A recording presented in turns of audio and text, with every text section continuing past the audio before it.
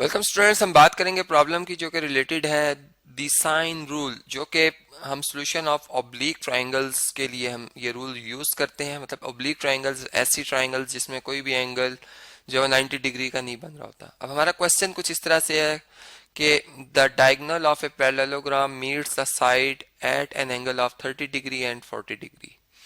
If the length of the diagonal is 30 centimeter, then find the perimeter of the parallelogram। अब आप ये बात जानते ही हैं कि पैरेललोग्राम एक क्वाड्रिलेटरल है, ठीक है, एक फोर साइडेड क्लोज्ड फिगर है जिसकी की अपोजिट साइड्स जो होती हैं वो पैरेलल होती हैं, ठीक है।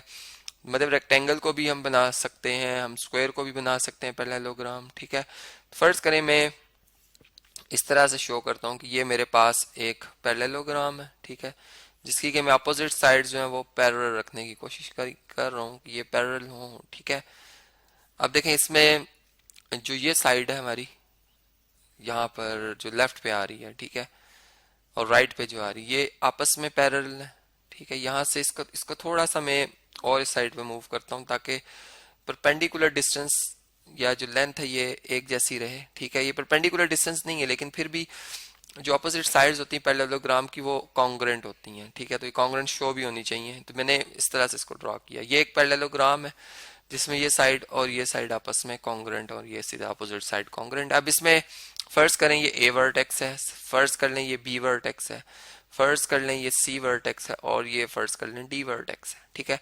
हमें जो इन्फॉर्मेशन बताई जा रही है वो ये है कि डायगोनल जो है, एक डायगोनल मतलब फर्स्ट करें मैं ए और सी को ज्वाइन कर देता हूँ, एक लाइन सेगमेंट बनेगी जो इस पैरेललोग्राम को दो ट्राइंगल्स में डिवाइड कर रही है, ठीक है। और ये बेसिकली ब्लू कलर वाली जो लाइन सेगमेंट है ये एक डायगोनल है जिसकी के लेंथ है 30 सेंटीमीटर, ठीक है जी।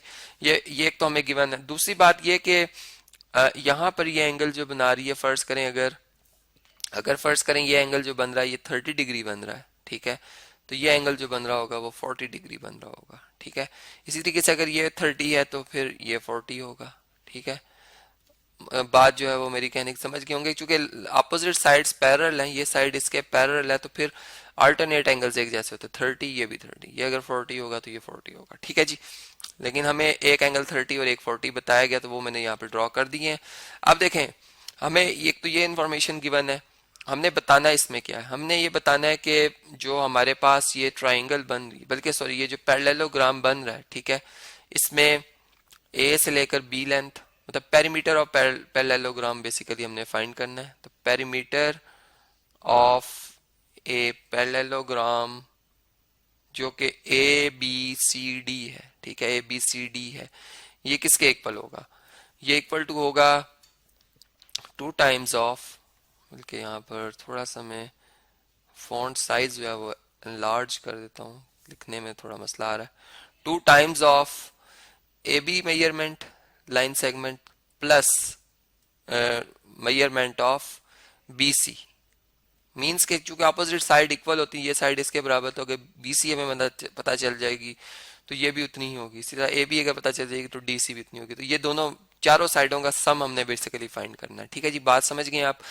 अब देखें ये जो ट्राइंगल हमारी बनी हुई है इसमें फर्स्ट करें कि ये डी के ऑपोजिट डी साइड है, ठीक है, इसे मैं डी कह देता हूँ, और ये ए वर्टेक्स के ऑपोजिट इसे मैं ए साइड कह देता हूँ और इसे मैं बी साइड कह देता हूँ, ठीक है।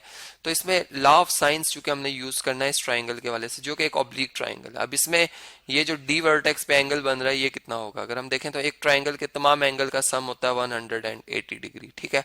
तो इसमें हम जो मेजर एंगल डी फाइंड कर रहे हैं, हम क्या करेंगे, हम 180 में से एंगल जो सी वर्टेक्स पे बन रहा है उसको भी माइनस कर देंगे और वो एंगल जो कि ए वर्टेक्स पे बन रहा है उसे भी माइनस कर देंगे, तो ये हमारे पास 110 डिग्री आ जाता है, ठीक है।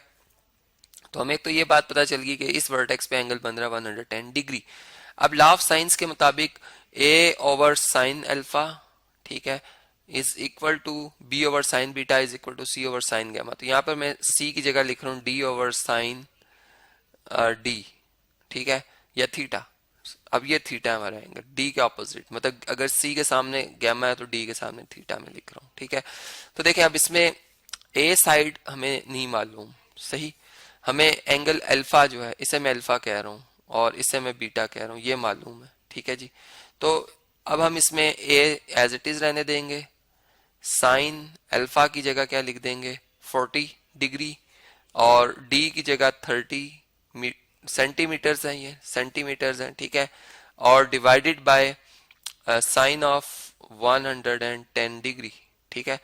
और नेक्स्ट स्टेप में क्या होगा कि ये a इज इक्वल टू आ जाएगा 30 centimetre multiply by sine of 40 degree, ठीक है, और डिवाइडेड बाय साइन 110 डिग्री। तो देखें a की वैल्यू जो है हमारे पास वो क्या आ रही है, कैलकुलेटर्स पे हम कैलकुलेट करते हैं इसे, ठीक है। देखें हमारे पास है 30, इसको मल्टीप्लाई कर रहे हैं साइन 40 से, तो पहले 40 डिग्री लिखेंगे, डिग्री में होगा हमारा कैलकुलेटर, साइन फंक्शन अप्लाई करेंगे, साइन 30 की वैल्यू और अब इसे मल्टीप्लाई करेंगे तो इक्वल ये आ गया आंसर, ठीक है। इसको अब डिवाइड करेंगे 110 डिग्री पे साइन की वैल्यू से, पहले 110 लिख रहा हूँ, साइन फंक्शन अप्लाई करूंगा, ये 110 डिग्री की वैल्यू आई है, अब इक्वल दबाऊंगा तो ये डिवाइड होने के बाद आंसर आया, तो a इज इक्वल टू 20.5। चलें इसको मैं 1 मतलब जो है वो डेसिमल प्लेस तक रख रहा हूँ, तो 20.5 सेंटीमीटर, ठीक है। ये हमारे पास a आ गई लेंथ, ठीक है जी। मतलब a जो है वो इक्वल टू डी सी है, या ए बी भी आप कर सकते हैं, ये भी ए ही है, ठीक है। तो हम एक तरह से आप यहाँ पे देख लें कि ए और ये जो बी सी है ये बी के बराबर, तो अब हमें बी मालूम करना है, ए हमें मालूम हो गया, ठीक है। यहाँ पर हम 1 बाय 1 की वैल्यूज भी दर्ज करना शुरू कर देते हैं ताकि हम कुछ हद तक देखेंगे हमने कहाँ तक सॉल्व कर लिया है, ठीक है। ये 20.5 आ गया आंसर सेंटीमीटर्स में, ठीक है जी। और इसी तरीके से बल्कि इसको चलें ठीक है 20.5 आ गया। अब हम इसी तरह से जो लॉ ऑफ साइन है वो अप्लाई करेंगे कि अगर हमने बी फाइंड करना है, ठीक है, तो यहाँ पर B over simple sine beta आ जाएगा, बाकी सेम रहेगा, इसे मैं इरेज कर देता हूँ। और अब हम क्या लिखेंगे बी ओवर साइन बीटा, ठीक है, इसको सी ओवर साइन गैमा या डी ओवर साइन थीटा के इक्वल शो करेंगे। तो देखें अब इसमें हमारे पास बी ओवर साइन बीटा, और साइन बीटा में आपको ऑलरेडी बता चुका हूं कि वो 30 डिग्री है, ठीक है। तो ये आ जाएगा जी बी की जगह हम लिखेंगे, ये हमें इसकी वैल्यू नहीं पता, ठीक है, साइन और बीटा 30 डिग्री है, ये आ जाएगा। और नेक्स्ट स्टेप में b इज इक्वल टू आ जाएगा 30 centimetre multiply by sine 30 degree, ठीक है, sine of 30 degree and divided by sine of 110 degree. तो इसको भी कैलकुलेटर से देखते हैं जी इसकी वैल्यू क्या आती है।